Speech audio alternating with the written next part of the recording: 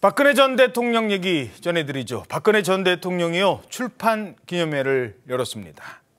총선을 앞두고 있기 때문에 혹시 박 전 대통령이 단상에 서서 정치 얘기를 다시 꺼내지는 않을까, 이 파급력이 엄청 클 텐데 그런 전망도 있었습니다만 정치 재개와 관련해서는 단호하게 선을 그었습니다.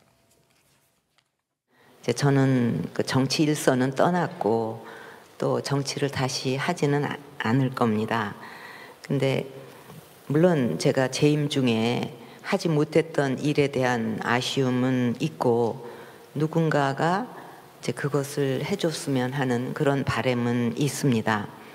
그러니까 정치는 하지 않겠지만 제가 이제 국민으로부터 받은 그 사랑이 너무 크고 또 감사하기 때문에 뭐 조금이라도 제가 할 일이 있다면 어떤 일이라도 해서 보답해 드리겠습니다.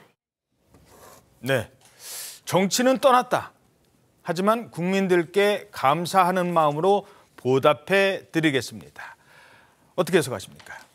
전 정치를 떠났다라는 말도 하고 싶었던 것 같은데 일단 그 이제 북콘서트 했던 자리가 대구고 또 마지막 얘기가 조금이라도 할 일이 있다면 보답하겠다. 근데 이 말은 무슨 특별히 정치에 뭐 영향력을 행사하겠다 이렇게 보이지는 않아요. 제가 박근혜 전 대통령이 과거 인연은 또 과거로 묻겠다 뭐 이런 말씀을 한 적도 있고 해서 단지 그러나 지금 선거를 앞두고 있는 시점이고 또 이 장소가 또 대구고 이러다 보니까 혹시 이제 박근혜 전 대통령과 함께했던 인사들 몇 명이 출마하겠다는 사람들이 있잖아요. 최경환 전 의원이라든지 유영하 변호사 이런 사람들을 뭐 지원하는 거 아니야 이런 한간의 추측들이 있는데 저는 그게 과도하게 그렇게 나서지는 않을 것 같아요. 이 말 그대로 믿고 싶습니다. 예.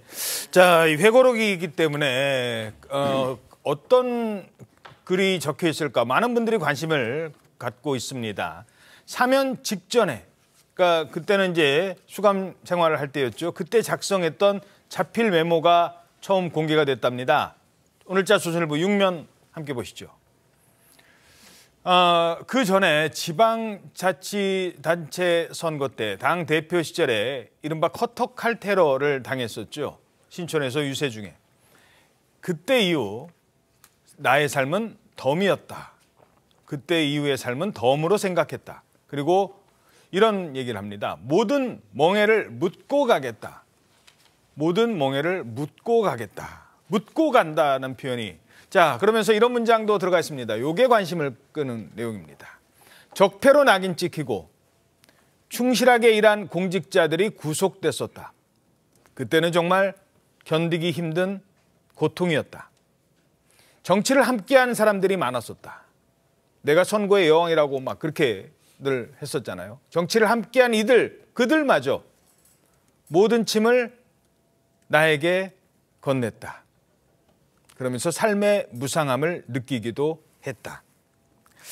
자, 대통령이기 전에 한 사람의 정치인으로서 그리고 대통령의 딸로서 대한민국 정치사의 중심에 있던 인물로서의 저 얘기입니다. 자, 조금만 더 들어볼까요? 자, 황민지 기자, 어떤 내용이 더 있었습니까?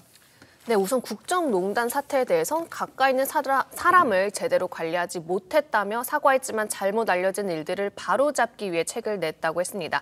탄핵 뒤 지켜본 문재인 정부 정책에 대해선 상당히 다른 방향으로 갔다고 지적을 했는데요. 정치를 다시 하지 않겠다고는 했지만 국민들에게 감사하기 때문에 조금이라도 제가 할 일이 있다면 어떤 일이라도 해서 보답해 드리겠다며 외부 활동을 늘려 더 많이 소통하겠다고도 했습니다.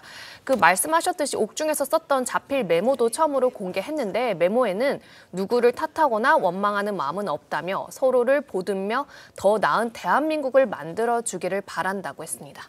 누구를 탓하거나 원망하는 마음은 없다. 저 메시지 어떻게 들으셨습니까?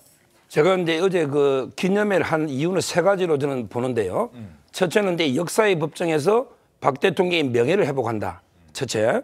그다음에 두 번째는 이제 보수를 직결시켜서 윤석열 정권을 돕는다. 그다음에 세 번째 유영하 변호사 개인적으로 이제 그 보답하는 차원에서 돕는다. 이렇게 저는 세 가지로 보고요. 제가 이제 그 책의 내용이나 여러 가지 이제 그 들은 바로는 가장 배신감 느끼는 두 명과 고마움 느끼는 두 명이 있어요.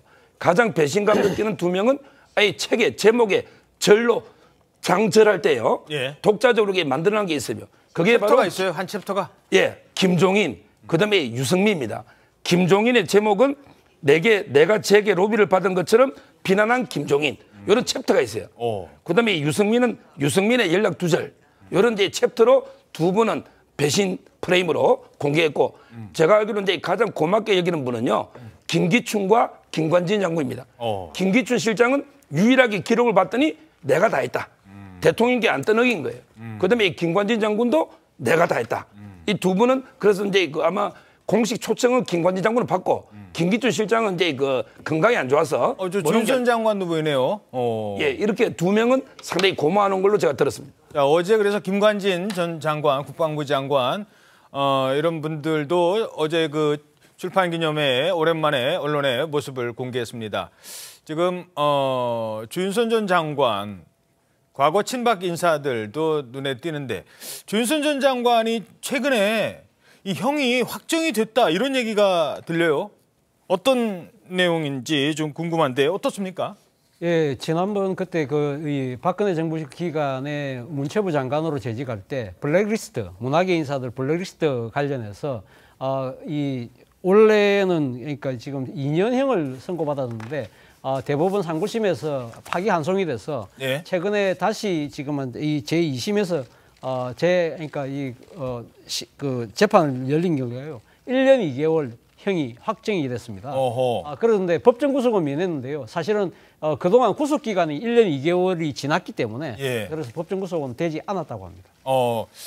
자, 그래서 이게 상고를 이제 포기를 하면은 형이 확정이 되는데 거기에는 자, 지난번에 이제 박 대통령이 퇴원할 때인가요? 그때 저렇게 조윤선 장관이 마스크를 쓰고 슬쩍 얼굴을 비치는 적도 있었습니다. 뭐 김재원 전 의원도 보이고요. 이 사이에 이런 얘기가 있어요. 오늘 내일 지금 명절 앞두고 특별사면 얘기가 나오고 있는데 거기에 포함될 가능성도 있다 이런 얘기가 나오고 있어요. 이게 어떻게 됐냐면 원래 박영수 특검이 사퇴를 해버렸잖아요. 예. 그래서 이제 국회에서 법을 개정을 했어요. 검찰에서 사건을 가져가도록. 예. 그래서 이제 대법원 갔다가 파기환송 일부 됐는데 김기춘 실장은 아직 살아야 돼요. 이 말은 이제 미결구금이 부족하니까 다시 구속돼야 됩니다. 근데 조윤선 장관은 다 살았어요. 형기를 다 마쳤다. 다 마쳤어요. 예. 그러다 보니까 이제 김기춘 실장은 사면을 안 하면 다시 구속돼야 됩니다. 이게 이제 그래서 아마 사면 이야기가 나오고 김관진 장군도 똑같은 경우죠. 파기환송에서 이제 2년이 나왔는데 새로 구속돼야 되는데 아마 그분도 상고를 포기했거든요. 따라서 저는 김관진, 김기춘은 무조건 이게 사면이 될 거고요. 조윤선 장관은 다 형기를 마쳤지만 명예회복 차원에서 사면되지 않을까 이래 보입니다. 자, 물론 이제 재판부의 판단은 재판부의 판단이고 정치적으로는 또 다른 이제 역사적 판단을 받아야 될 겁니다. 하지만 이제 박근혜 전 대통령이 제일 힘들어할 때 뭐 누군지 두 분은 제가 거론하진 않겠습니다. 책에 이름까지 뭐 적시가 돼 있었고 누구는 끝까지 옆에 지켜줬다. 뭐 정치적 의리라고 할까요? 이런 걸로 봐서는 많은 걸 또 생각하는 대목이기는 합니다. 어떻게 그러니까 이제 박근혜 전 대통령이 탄핵되고 구속도 되고 이랬잖아요. 그러니까 그 부분에 대해서 그리고 이제 문재인 정부 들어와서 이제 뭐 적폐 청산해가지고 박근혜 정부 때 거의 모든 인사가 뭐 수사를 받고 이랬단 말이에요, 사실상. 그러니까 그런 것들에 대해서 할 얘기가 많을 겁니다, 아마. 그러니까 아까 우리 서정욱 변호사 말씀처럼 그 사람은 아예 거명을 했더라고요, 저도 보니까. 예. 아까 얘기했습니다만. 그 대신 이제 또 아까 말씀한 김기춘, 뭐 김관진 장관 이런 사람들, 조윤선 전 장관 이런 사람들에 대해서는 일반 이른바 진보정에서 느끼는 것과 전혀 다른 감이겠죠. 그런 거에 대해서 대통령으로서 상당한 책임감을 느낄 겁니다. 미안함도 있을 것이고 아마 그런 점을 윤석열 정부가 헤아려서 저도 사면이 될 가능성이 높다고 생각해요. 예, 알겠습니다.